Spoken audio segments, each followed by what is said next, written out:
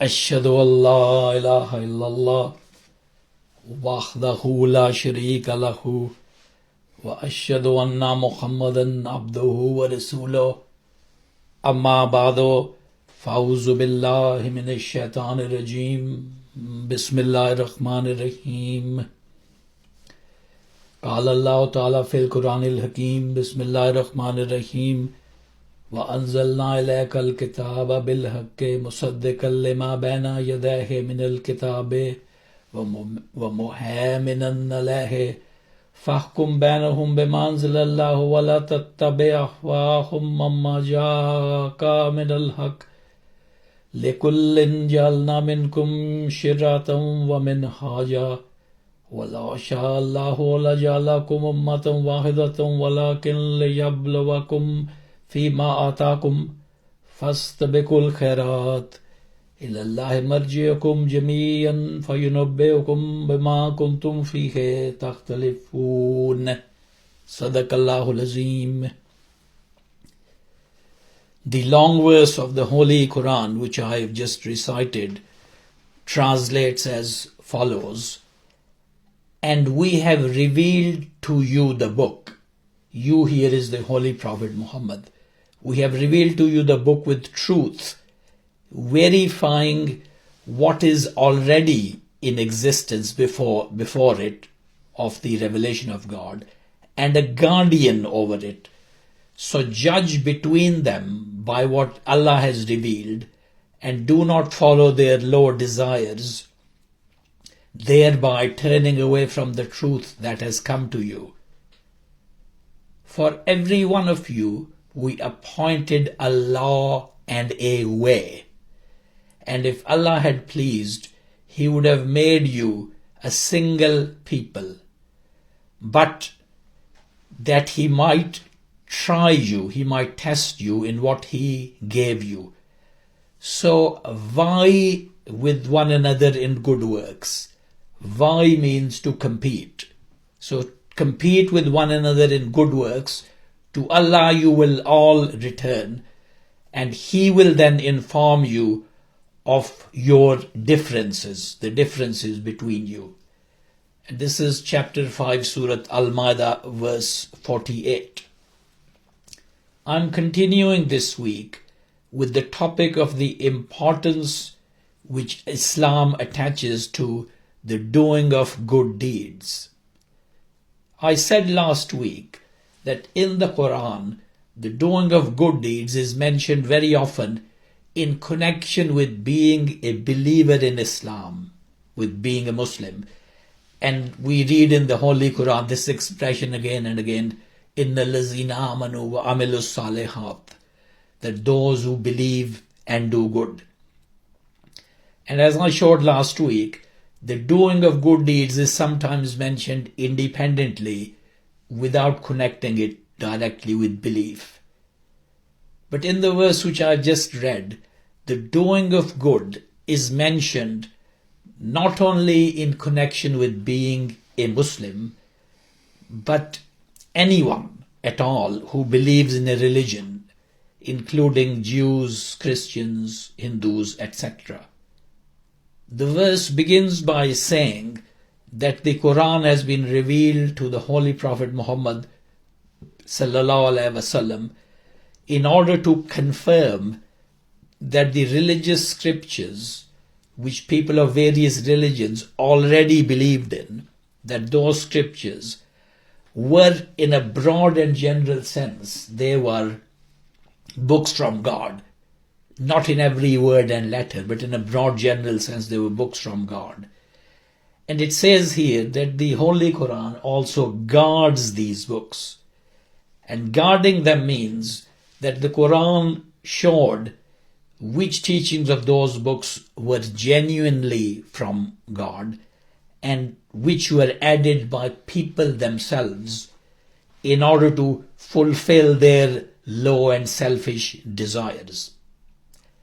And then the Holy Prophet Muhammad is directed here by Allah that he must stick to what is revealed to him and not deviate from the truth in order to pursue and satisfy people's low desires. And after saying this, the verse addresses all mankind. And mankind is reminded that its various nations all have their own laws, religions and customs which stem from their holy books.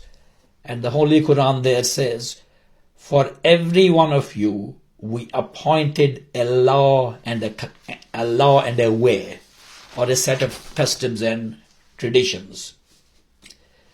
And the verse then goes on to say that if Allah had wanted to, He could have made you all a single people, all belonging to one and the same religion. But the reason for the differences in you is that Allah wants to try and test you in what He has given you. And that test is to find how people of each religion behave towards followers of other religions. Now, should they make those differences into the basis of hostility and fighting and consider followers of other religions as inferior and denigrate them and belittle them? Should they do that? Or should the followers of each religion try to learn something from their differences with others and reflect on their own selves, on their own deeds, and see if they can benefit from the experiences and lives of people of other religions? And this verse then goes on to say, "Fastabikul khairat," which means so vie with one another. Vying means competing. Vie with one another in good works. So this means that followers of different religions, the Holy Quran tells all of them, that they should compete in the doing of good and virtuous deeds instead of fighting each other.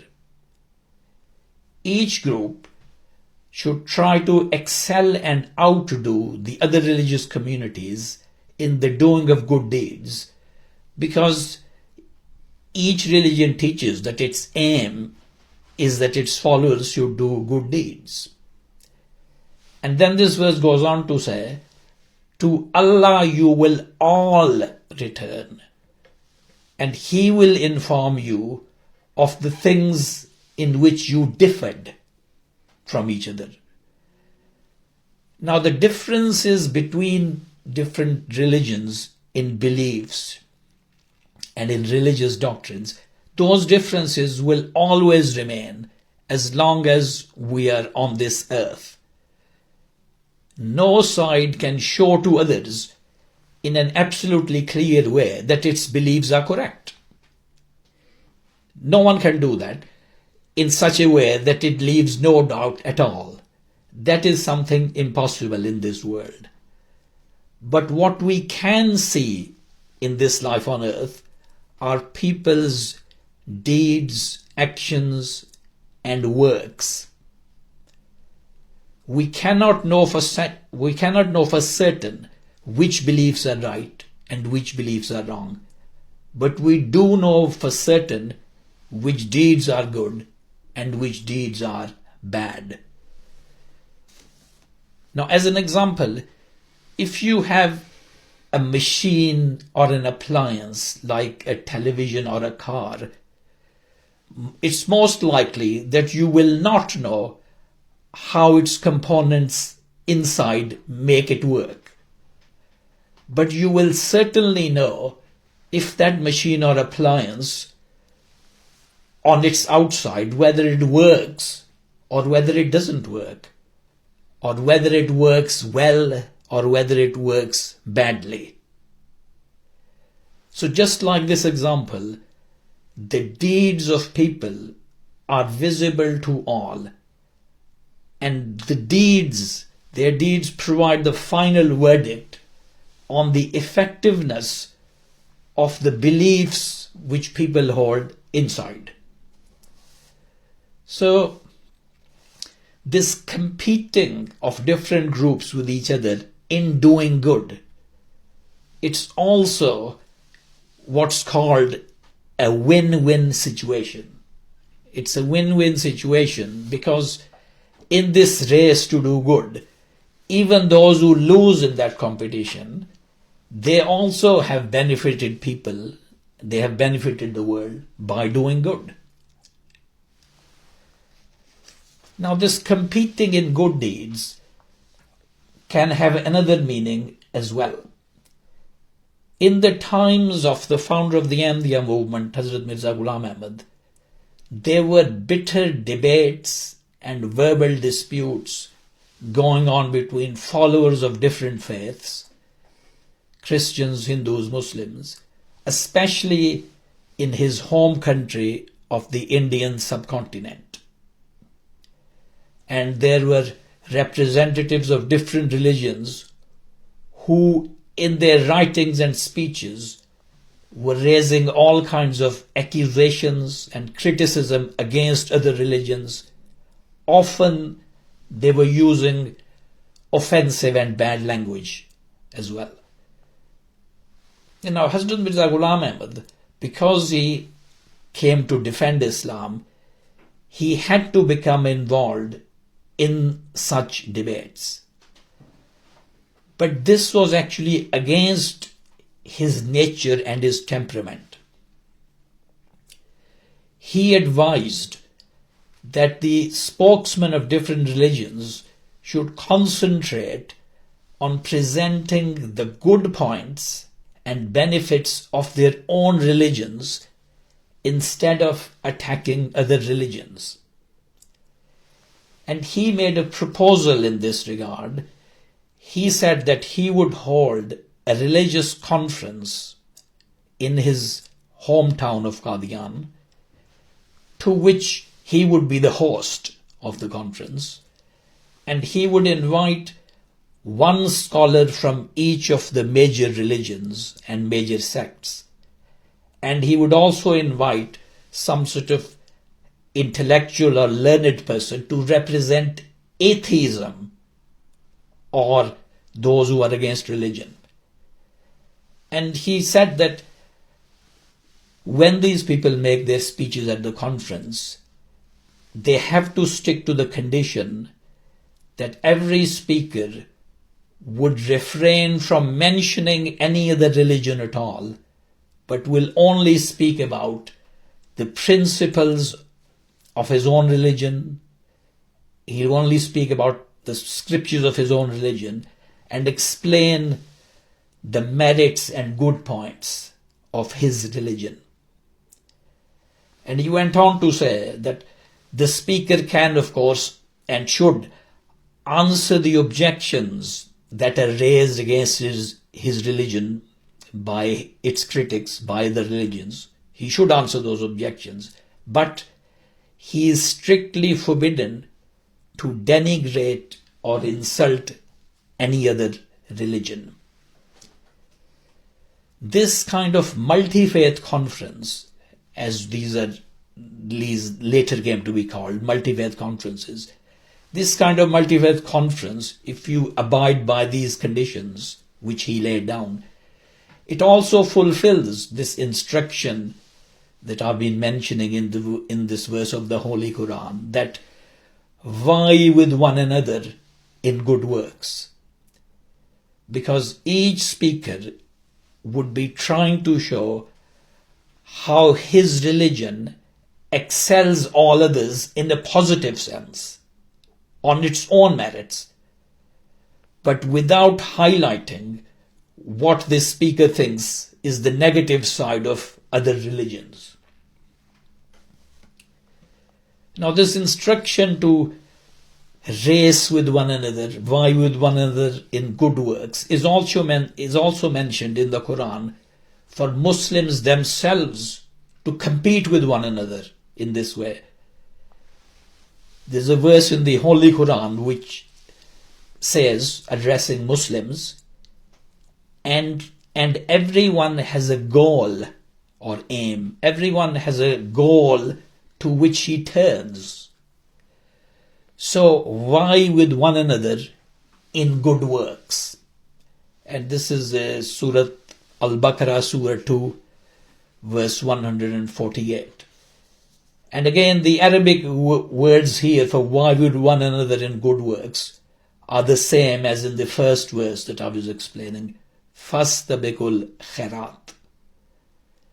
Now this verse which I've just mentioned, this was revealed among the verses in which Muslims were commanded to turn their faces towards the Kaaba at Makkah for prayer. So why is this vying with one another for good works mentioned in this connection? The reason is that the Kaaba is the direction to which Muslims turn their bodies physically for prayer. And just as they do that physically, they must also turn their attention and their minds to doing good works. And not only doing good deeds, but also trying to excel other people, to get ahead of one another in doing good. So this doing good and trying to excel in doing goods, in doing good deeds, is as fundamental a teaching of Islam as facing the Kaaba for prayer, which, as you know, everyone, when they start their prayer in a place they've never been to, they try to work out which direction the Kaaba is in so that they can face that direction. Now, in connection with the same point of excelling in good deeds, there is another statement in the Holy Quran about Muslims, about the Muslim Ummah. And that statement translates like this: Then we have given the book as inheritance to those whom we have chosen from among our servants. And these people are meant to be Muslims. Then we have given the book as inheritance to those whom we have chosen from among our servants. So some of them do wrong to themselves, and some of them follow a middle course, and some of them are ahead of all in deeds of goodness by Allah's permission. And this is chapter 35, verses 31 and 32. Now, Muslims, all of them, including ourselves, have inherited this book in what we call virasat. We have inherited this book, the Holy Quran, from the Holy Prophet Muhammad sallallahu alaihi wasallam. But this verse says that there are three kinds of people among Muslims. The first two are, number one, those who completely neglect this inheritance and do not care for it at all. And number two are those people, it says, who follow the middle course. These are they who pay some attention to the Holy Quran and to Islam, but not full attention. And of course, the third people are then those who are fully devoted to following this book.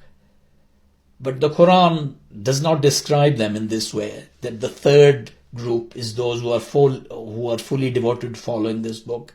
It describes them as being ahead of all, foremost in deeds of goodness. And the Arabic words there are that these people are Sabikun bil khairat. And these words are similar to the words of the two verses I mentioned before. Sabikun bil khairat means people who are acting on the command, fastabikul khairat. They are acting on that command to vie or compete with one another in good works. So the third category of Muslims, the best and the most devoted, are those who try to excel others in practical deeds of goodness. The Holy Quran also tells us that good deeds last forever. It says, wealth and children are an adornment of the life of this world. Adornment means they make it look beautiful. Wealth and children are an adornment of the life of this world. But the everlasting, the good works, are better with your Lord in reward and better in hope. And this is chapter 18, verse 46. Now, having wealth gives a person a sense of security.